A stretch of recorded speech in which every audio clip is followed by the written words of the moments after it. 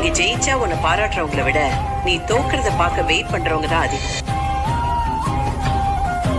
யார பார்த்தும் பயப்படாத, உன் இலக்க பார்த்து மட்டும் ஓடு.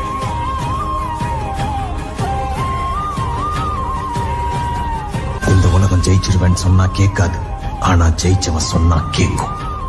நீ எது பேசுறதா இருந்தாலும் ஜெயிச்சுட்டு பேசு.